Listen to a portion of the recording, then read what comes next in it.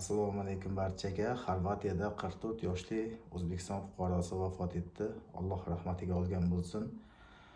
Xo'p, Karlovac politsiyasi boshqarmasi va Ozali politsiyasi bo'limi xodimlari tomonidan Karlovac okrugi prokuraturasi bilan birgalikda hamkorlikda olib borilgan tergov natijasida 32 yoshli erkak qonida alkogol miqdori aniq bo'lgan va 8-mart kuni Ozalidagi 61 yoshli erkakning xonadonida 44 yoshli O'zbekiston fuqarosini 32 yoshli Xorvatiya fuqarosi boshiga bir necha marotaba urib o'ldirgani aytilyapti. Shu haqda gumonlanib qo'lga olindi. Ko'pchilik aytayaptiki, ba'zi bir insonlar, ko'pchilik emas, u Xorvatiya fuqarosiga hech narsa bo'lmaydi, u baribir Xorvatiya fuqarosi deb aytayapti. Yo'q, Xorvatiyada albatta bu qonunlar juda ham yaxshi ishlaydi.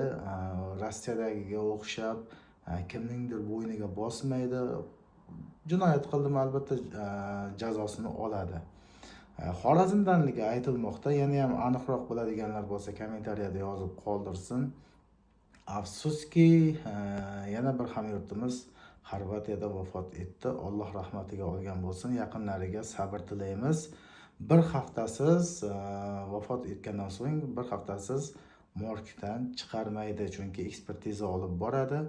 Eng kamida bir haftada mana shu ekspertizalar to'xtab ruxsat berishadi. Mana shu Vengriyadagi elchixonasiga biriktirilgan Xorvatiya davlati elchixona mana shu mas'ul bo'yniga olibdi. Xullas, davlat tomonidan O'zbekistonga yuborilar ekan. Mana shu o'rinda Xorvatiyadagi o'zbeklarga va nafaqat Xorvatiyadagi, butun dunyodagi o'zbeklarga aytmoqchimanki, kerak emas mana shunaqangi har xil yurishlar va bir-birimiz bilan talashib, tortishib, urushib, bir-birimizni aldab yurishimiz ham kerak emas. Ko'ryapsizlar, mana yana bir hamyurtimiz olamdan o'tdi. Bir-birimizga nisbatan mehrliroq bo'laylik, bir-birimizga nisbatan yaxshiroq munosabatda bo'laylik. Umr qisqa, o'tadi ketadi. Kimdir mana shu insonni ko'nglini agar og'ritgan bo'lsa ham hozir ichidan achinib o'tiribdi. Shuning uchun bugun bormizmi, ertaga yo'qmiz. O'shaning uchun bir-birimizga nisbatan nafratni yo'qotaylik. Gruppalarda tortishib, urushib, talashib yurishimiz ham yaxshi emas. To'liqroq ma'lumotlarni hali aytib o'tamiz. Buni aytishdan maqsadim shuki, omonatmiz. Bir-birimizga omonatmiz. Ehtiyot bo'laylik.